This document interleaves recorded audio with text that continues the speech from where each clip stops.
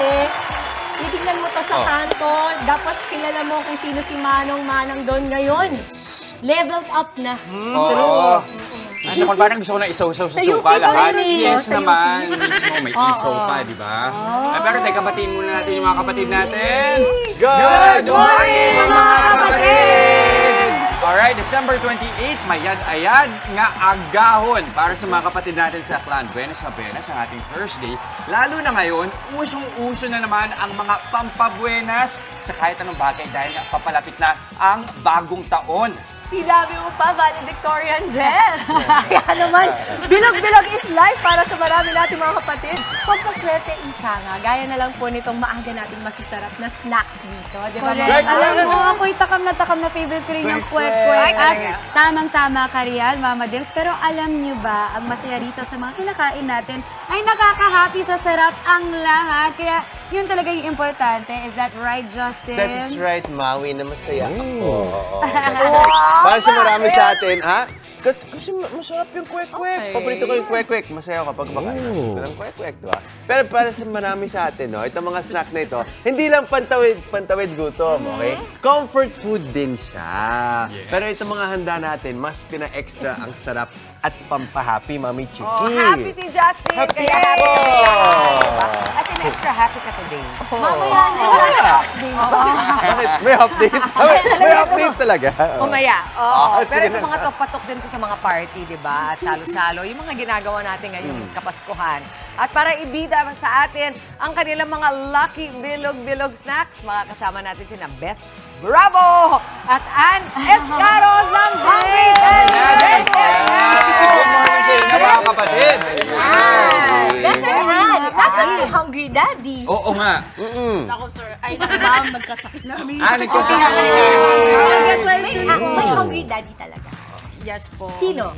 Husband po ni Ma'am Rachel po. Ma'am Rachel. Opo, doon po kinuha yung Hungry Daddy kasi po, lagi nga daw pong gutom siya. Lagi gutom. At ito lagi ang kanyang kinakain ng comfort food. Yes po. Favorite po ni Sir. Yung kwek-kwek ba mismo? Kasi parang yun yung Ito, ano eh. may fixation talaga siya sa kwek. Oo nga. Kasi yung nasa spinning. Kasi naman umiikot sa likod. nga naman Yung naka-spotlight, Okay. guys. Pero bakit dito naisipang mag-focus ni Hungry Daddy? O meron pa kayong ibang mga putahe? Sa ngayon po, street food lang Street po food muna talaga, yung namin, oo. ma'am. Yes po. Anong special dito sa mga binibenta nyo? Special po yan kasi meron po yung mga secret spices po yan. Uyo. Okay. Wait, so kayo ang gumagawa nito mismo? Ang may supplier? May supplier po. Pero yung mga sauces nila nandito. Yes, So yan yung nakaka-special lalo. Yes po, ma'am. Oo, sa sauce talaga yan. Oo, naalala ko nung bata kami sa labas ng school namin, di ba? Bibili kayo, at hanggang ngayon naman, di ba? Bibili kayo sa stick, di ba? Mga 4-5. Pero kung sa Hungry Daddies, ayan, punong-puno. Yung isang cup. Saka naka-cup na ngayon. May assorted, tama. Nakakap na ngayon, dati kasi diretso Stick lang mo na talaga, eh. diretso sauce. Tapos bibilangin lang ni Manong. Ang galing magbilang ng mga Manong dati. Oo, ang bilis. sobra. Hindi mo maiisahan ng mga manong. So true. Paano ba nagsimula ang Hungry Dad? Yes po. Nagsimula po ang Hungry Daddy noong July 2020 during pandemic po noon. Yes Pandemic po. time na. Yes po. Kaya po naisip ni Ma'am na siyempre lahat po ng tao is nasa house lang po, di ba? So yun, naisip po ni Ma'am na street food. Since yun naman po ang afford ng karamihan na Pilipino, di ba po? Tsaka mamimiss din po ng mga tao na nasa loob ng bahay. Na kahit nasa loob, nasa pandemic, order pa rin po nila, makakain pa rin po nila. Totoo yun eh. Kasi syempre, di ba, dati talaga... Salga ka lang dyan. Sige, Ako parang wala na lang akong kasamang host.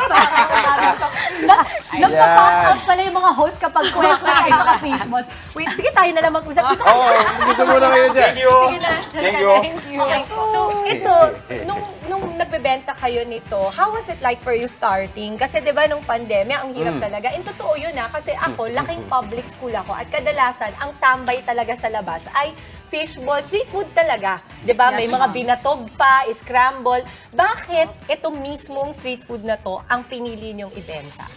Yes po, ma'am. Kasi si Ma'am Rachel po is mahilig din po talaga sa street food. Bata pa lang po siya, bibili po siya, ganyan po. So, yun po ang naisip niya po is, pwede po siyang kasing online deliveries na lang po, ganyan, since di naman po talaga nakakalabas ng mga tao during that time. So, Yun po. Tsaka favorite din po nila Alam mo, yung street food. Miss Beth, huwag ka mag-alala, nakikinig naman sila eh. Ano na, may sabihin na ako eh. Ito na.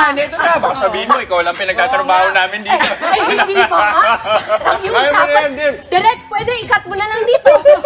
Mga kapatid, parang tayo na nag-uusap dito. Bakit napakalarap kasi, ma'am? Sarap yun talaga. Hindi, gusto kong malaman kung ganito kalaki yung sauce, gaano karami binibenta nyo sa isang araw? Kasi ang laki ah. For events po siya. Ah, so nag-event Opo. kayo. Magkano yung isang cart pag events? Depende po ma'am sa depende po sa Oras? package packs po. po. Sa Okay, packs. ano yung mga packages para alam ng mga kapatid natin? Meron po kami ma'am 50 packs, 100 packs, 150, 200, Okay. 300. So magkano kunwari for 100 packs? Ano po yun ma'am? Pwede po mag-inquire sa amin sa Sige.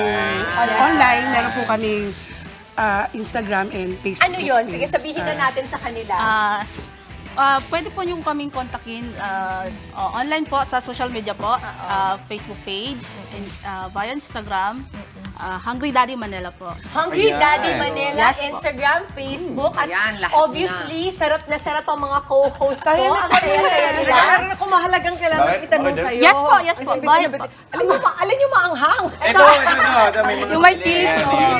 Pero ang pinakamasarap talaga dyan, suka, mami, tapos yan. Pero ang uso ngayon, yung pinaghahalo mo. Yes, mix po. Yes po, pwede po.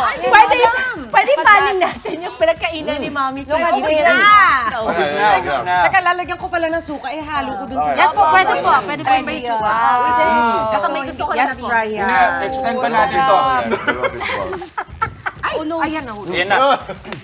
Extend na natin yung bilog-bilog natin this morning, Pampabuenas. Di ba nga? Kaya maraming salamat sa inyo. Yes, Ben po, thank you Bravo po. at Anas Caro sa Hungry Daddy. Thank you so much po. Thank you po. And thank you kay Rachel din. At kay Pati Hungry Daddy. Get well. Mga kapatid, Chiki Roa Puno po. Simulan ang inyong araw na puno ng impormasyong kapaki-pakinabang.